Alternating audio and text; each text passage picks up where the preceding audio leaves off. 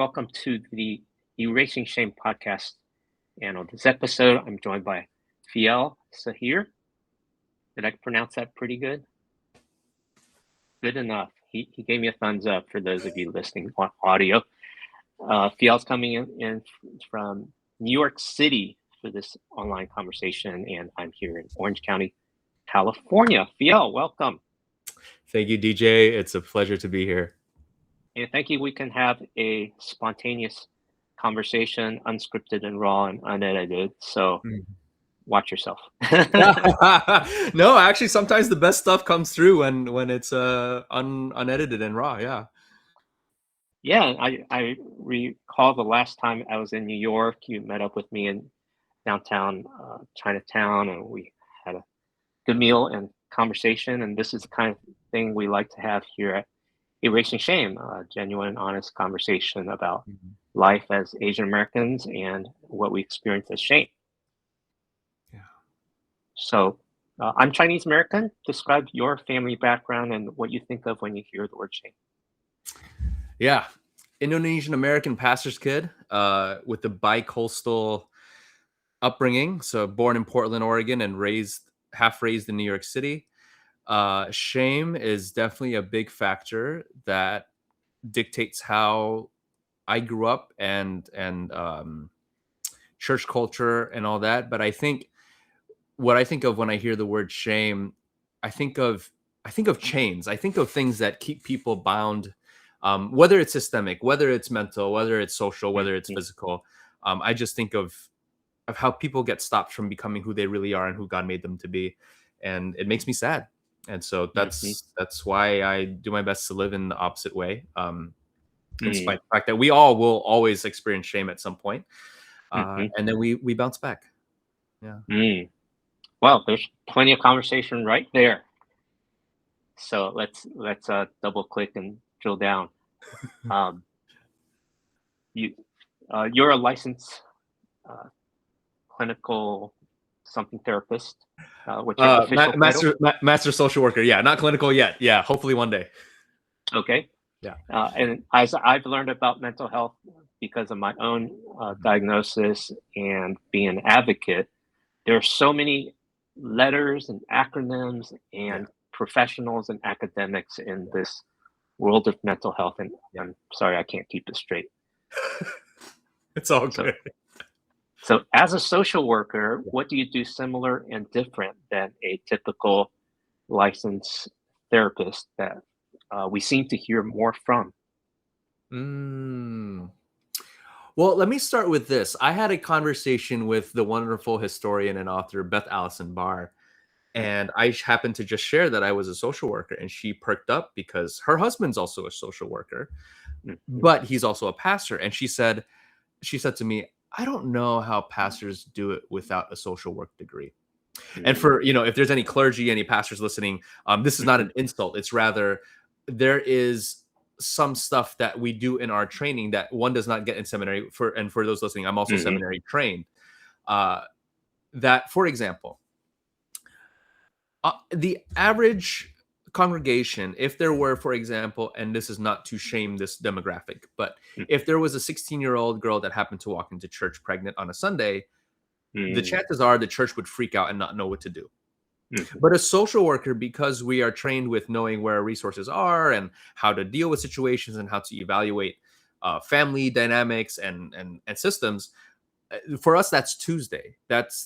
It's not something to freak out about. And if you do, that's okay, because it's not in your training. So to that end, in reference to what are some things that I do that a clinical social worker might do differently, basically, in general, as an LMSW, licensed master social worker, most people become a clinical social worker at some point because they do therapeutic clinical training and things like that. It's not the case for everyone. And to that end, social workers in general are very, very broad. So when people think social work, they might, the image that comes to mind, and it did to me until I found out what social work was I think of Lilo and Stitch, the movie, and how suddenly she was about to get taken away from her family. That's a stereotypical image of what people think. But social workers are incredibly, incredibly broad. which is why I came into the profession, because I'm quite the generalist, which is how God made me. And we're able to do many things. You can work with people that are young mothers that are experiencing domestic violence. You could work with Asian American elderly. You can work in government. You can work in hospitals. You can work in clinical settings where you're working with different populations that speak to you or that you want to connect with one-on-one, or in group settings. The possibilities are endless. And so to that point, even though I'm a licensed social worker, at the same time, it has given me such a framework through which to understand the world better, to be a better a husband, to be a better Christian, a better pastor's kid, a pastor, someone in ministry as well, because I do ministry amongst various communities. And it just gives me a frame and allows me to have a calm, non-anxious presence that sometimes is very characteristic of many churches and organizations, because the training just isn't there. And this is not a critique of seminaries. This is not a how dare you. It's just we have different trainings, right? Like, you can't get mad at a Japanese person because they don't know how to cook Chinese fried rice or whatever, right? It's different country, different things, but we all come together, and that's why we're a body. Yeah. Well, it's good to know, and it's good to learn more about what social workers do. And as I'm learning about social workers, social work, it is a very broad kind of work, which means it's not very easy for us normal people not in that field to understand, because you do understand, generally speaking, you do understand how to navigate social services, government situations, home situations, family dynamics, and on top of that, the psychological and relational dynamics of what we live with, and then now to add on top of that our bicultural Asian American contexts, and cultures, and then often crisis, and then faith on top of that. And I'm not so sure the pastor or the church would freak out. I think they would smile politely and walk away. Yeah, and I wouldn't blame them. It's a different animal. They just don't know what it is, and it's really hard to know what social workers do until you're connected to one, and even that might not be enough, just because it's so broad. I had no idea until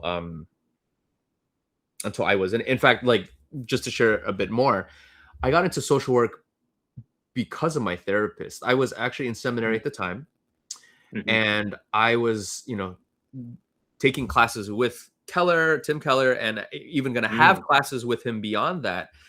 And so I thought I was going to do ministry. In fact, the track that I had was, I thought I was going to become an itinerant speaker for the Indonesian American community or Asian Americans at large, or Christians at large, because I was doing a lot of preaching.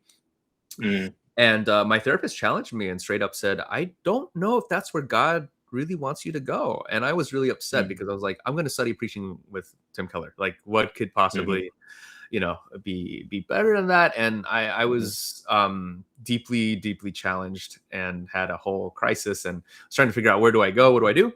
But she was actually right. And to that point, and then it just really expanded my understanding of the worldview. A lot of, if we look at things happening in our country and we're just blaming different people groups or whatever, that's easy to do if you don't know the underlying histories and things of how we got to where we are, right? Like, we don't look at Chinese people and just say, oh, they just all wanted to get up and move here. There's going to be a reason why people move places, and that's true of any group. If a certain group is known for X, Y, and Z, it's helpful if we investigate further why that comes to be, right? And ministry may not necessarily lead to that, right? Because we're trying to caretake for people's souls directly, and just give them their daily sustenance, right? If there's a family issue, we come in and we step in and we kind of try to do some sort of counseling. But social work might take a bit more of a holistic approach in analyzing the system and things along those lines. But yeah, so that's how I got into it, was because my therapist thought it might be a good idea, amongst other things. Well, I'm glad you discovered this joy in your career so early because it's been a lifelong journey that I still have not found Hmm. what I'm looking for. Hmm. But I've found work to do, and then I found joyful things to do outside of my paid jobs, like this podcast. Yeah, yeah. And I mean, at the same time, like for those listening, I'm in my 30s and I've gone through at least 9 career changes. I used to be a classical musician before I went Wow. into multiple. Yeah, I've been a tour guide, seminary trained, social work. I used to be a podcaster at one point before it was cool. Just a whole plethora of things. And one of the things that I'm being reminded of in this season, especially because me and my wife are expecting in the fall, Mm, that congratulations. thank you, DJ, and everything. A friend of mine reminded me that there's nothing is lost in God's economy, and I've kind of Mhm. understood that and known that, but it really does come together for the good of those that love Him. One real tangible response was recently I had the wonderful opportunity to lead the RCA, the Reformed Church in America, on a Asian American Sankofa journey, Mm, Asian American experience Sankofa journey. And so, for those listening as well, a Sankofa is basically a pilgrimage. It's a type of pilgrimage, specifically where we look to the past so that we can go forward. It comes from a Ghanaian mm, word from the Akan tribe. And so, leading him through that, I actually had the crazy chance to relive my former life as a tour guide at some point because we had to bus from New Jersey to New York City. And mm, on the bus, I got to reuse my tour guiding skills and also my ministry skills, and also have really tough conversations discussing race and mental health and how all those things come together as Christians. And so all that to say, like yeah, that's the one thing that I'm trying to get better at, accepting that everything does come together at some point. Like the lines will mhm. meet and then they'll come apart and they'll crisscross again. So you, as a social worker, and with your interests in faith and cultures, you've gotten to work with all kinds of Asian Americans. Mhm. So for someone who's Indonesian, what do you notice similar in the Asian American space, which tends to be dominated with East Asians, and part of that is just because of history and Mm. um, population demographics. That there's been more generations of Chinese Americans and Japanese Americans, and then the other Asians over recent history. Um, what are the connection points, and what are things that is a little bit different that you have to find your sense of belonging and connection with fellow Indonesians? Yeah. Wow, that's quite the question. Um, there's a lot of similarities and differences. I think one of the big pieces is that it's very easy to not know our history. And so Okay. I know I've had conversations with Indonesian teens and they don't even know the city that their parents were born in.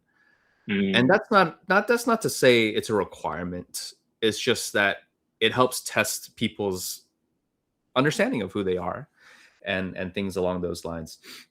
So one thing that I will say, I won't say it's New York specific, but it's something I notice a lot in New York is mhm. there is a more of a New York identity than there is an Asian American identity, Mm, generally speaking.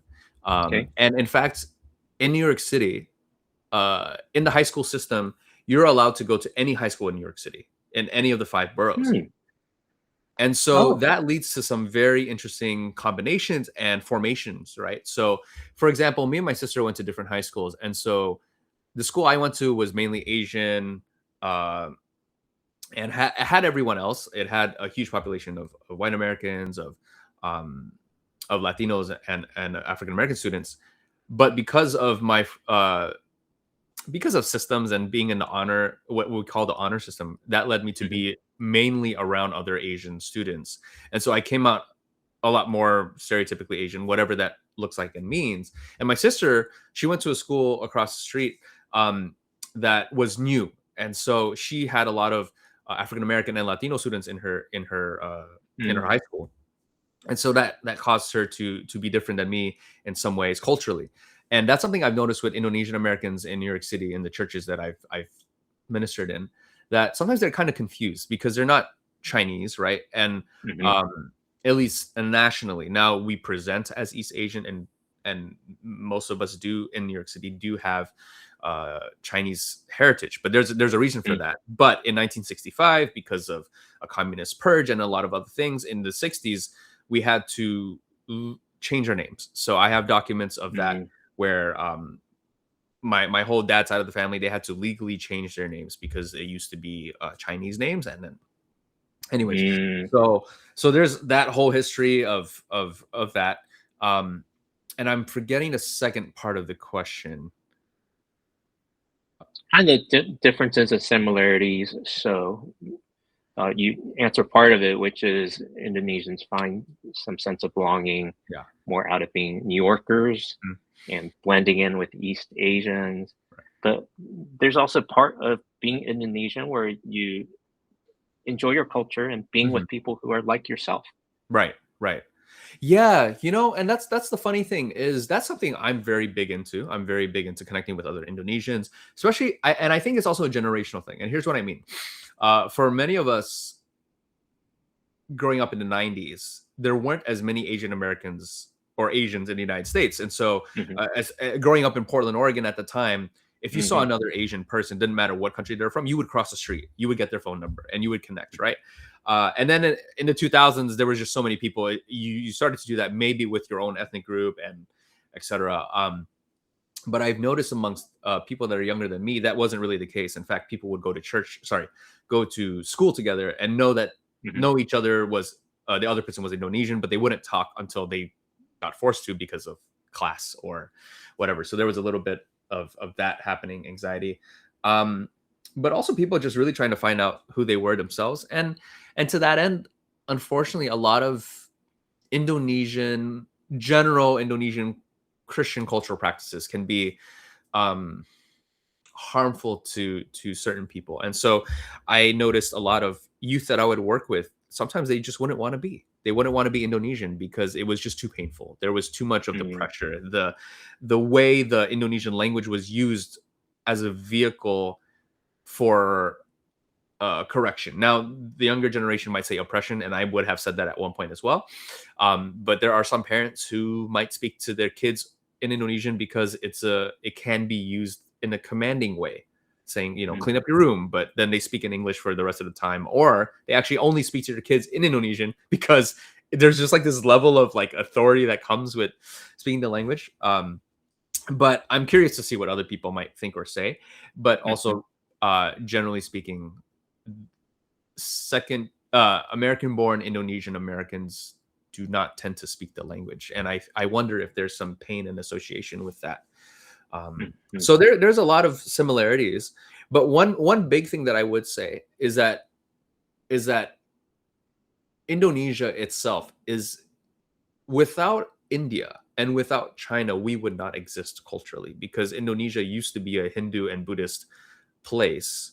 And Indonesia also is a relatively new concept within the past 100 years, because before that it was hundreds and hundreds of little kingdoms and princedoms and dukedoms and things like that, and then just eventually because of colonization got lumped into this one big conglomerate area. And I was just thinking about it the other day. If that was to happen in the Caribbean, that basically would mean that Cuba, Puerto Rico, St. Lucia, St. Kitts, Nevis, the Virgin Islands, Venezuela would all be one big country. And that's basically what happened to Indonesia. But historically, we do have a lot of cultural roots from India. We don't touch people's heads. When we say thank you, we often do this with our hands. We'll put our hands together. And then sometimes we're culturally Chinese. Like, we have a lot of Chinese food in our culture. Many people do red envelopes throughout the year, not just on Chinese New Year, things like that. But that's just the surface level of culture. Sure. And here we want to open up safe space to explore aspects of shame as well. So you've touched on quite a bit of that, changing your language, not even knowing history.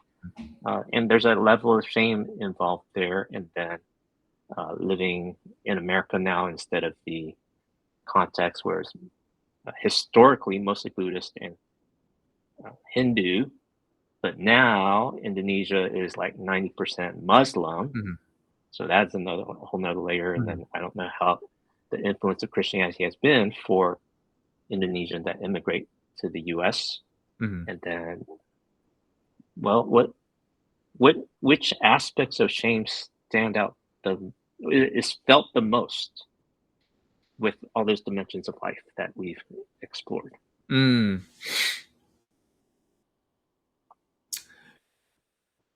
I have two that come to mind. One of Hmm. them would be that I am at least the third generation. Uh, I'm a third generation survivor of racial violence and bullying. Oh wow. So my Mm, grandfather, and this is a longer story, but I'll make it short. Basically, my grandfather is so his ancestors have been in Indonesia since the 1500s or so, right? And I have no way to mhm, verify this completely, but his ethnic group mixed supposedly when Zheng He came to Indonesia in that time period, and then they just stayed. But which means that his skin was brown colored, right? He was mm, very, very dark skinned, and then he was adopted by a Chinese family, a Hakka Chinese family, and then moved to China in the 1920s, 1930s, and he grew up there and experienced a lot of hardships because of his skin color. They would call him names. mhm, They would call him Fankwe, which I'm told means rice ghost, because the mm, idea was that because of his skin color, he's a lazy good for nothing. So he's just mm, going to eat. He's just going to like nab people's rice, basically, as a rice ghost. mhm, Um, I guess you could say a leech in English, we would say, right? mm, And then my dad, growing up in Indonesia in the 60s, and so because he came out looking East Asian, that led to a lot of racialization and racism and bullying and a lot of fighting and sexual harassment to Indonesians in general, right? That would just happen on public transportation. mm, It's very normal, unfortunately, because of skin color, because they could get away with it because it was okay to mm, discriminate, which then led to the name changes and the this overwhelming "we are not Chinese" mhm, feeling, right? mhm, Because to be Chinese was to be shameful and just all these things, whatever that meant. And that's a longer story that I can't get into here. mhm, And then coming to me as a young Indonesian American, I also did not want to have anything to do with Chinese anythings. And mm, in fact, I was bullied in school. I got jumped. In fact, also I happened to be in Indonesia in 1998 when they had horrendous riots, mhm, where unfortunately over 1,000 Chinese women specifically were targeted and assaulted and or died. mm, And that was just one of many, but many people had to flee.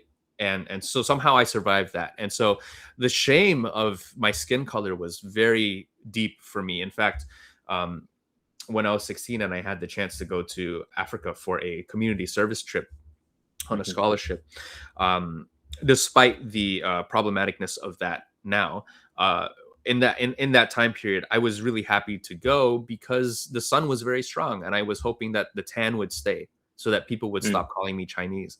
And mm, ironically, there was another Asian on the trip, and he was Japanese, but they never once called him Chinese. It was only me.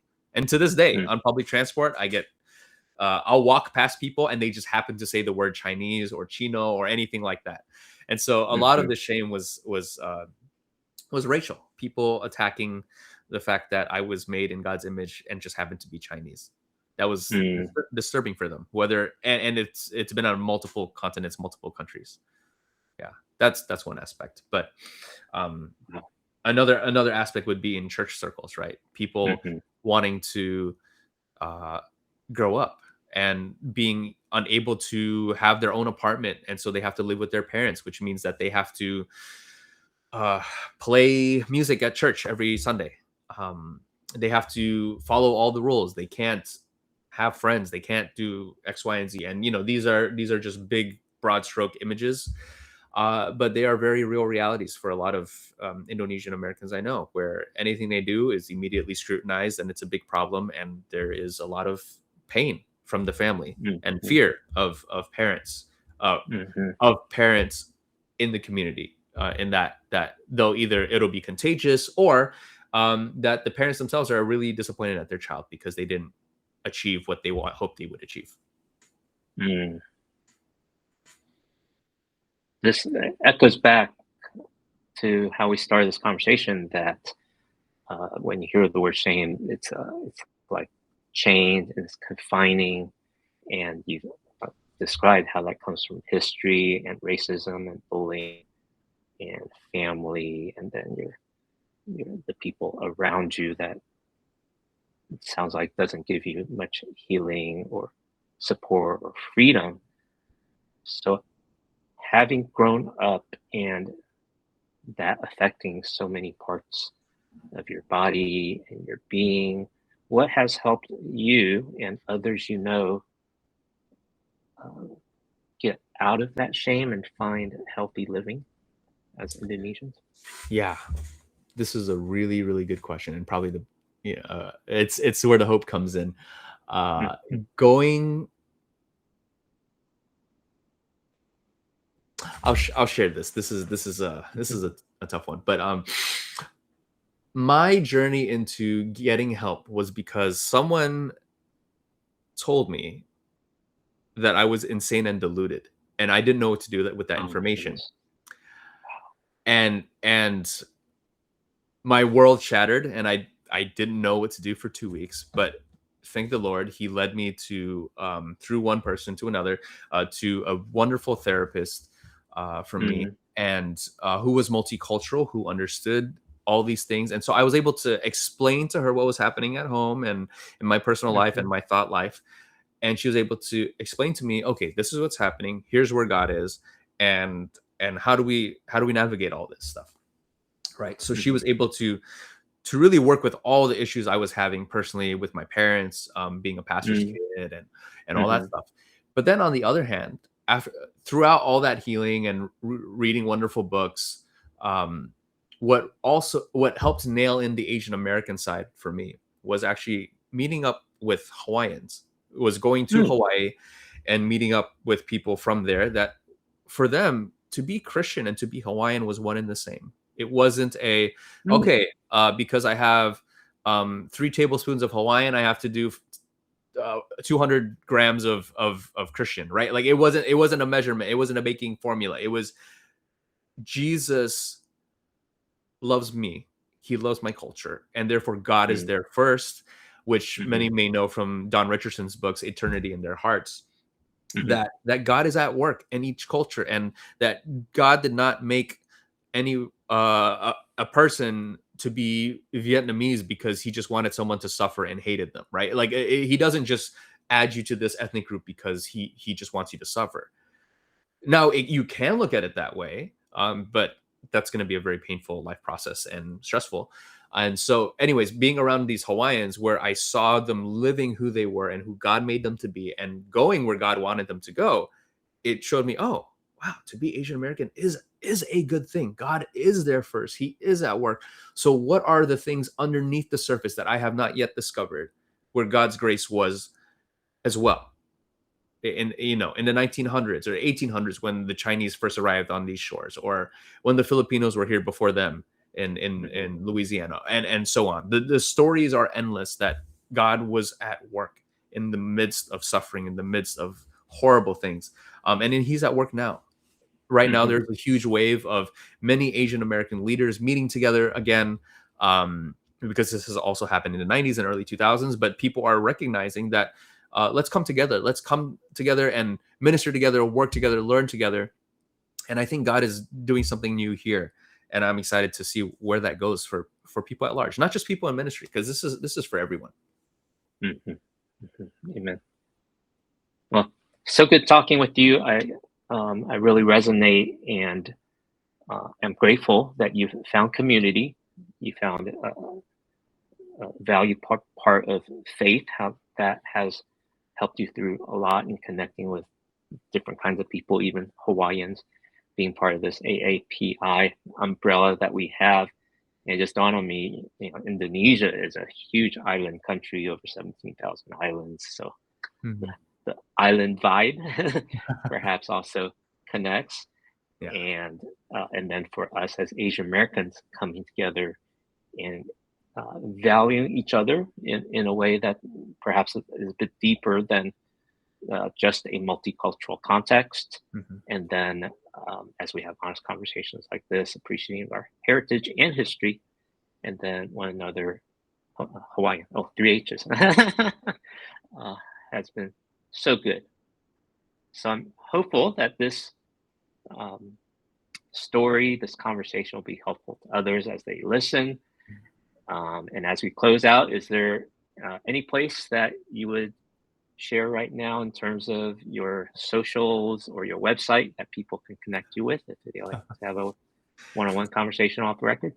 Yeah, I totally invite that. The best place to visit would be to go to pearldive.net, which is the Fuller Seminary's Asian American Christian History Institute Substack. And so that's where I work currently. And that's the best place to find me, because my name might be a bit hard to spell. But also because we're featuring many stories from the Asian American church over time, stories of solidarity, whether it's what's happening in the Burmese American church, the history of Burmese Christianity, the history of South Asian, specifically people from Kerala and Philadelphia.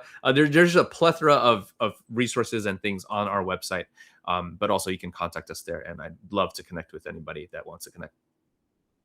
Excellent. And all those links will be in our show notes at erasingshame.com. Thank you for listening and watching this conversation. Thank you, Fiel, for being with us on this episode. Thank you, DJ.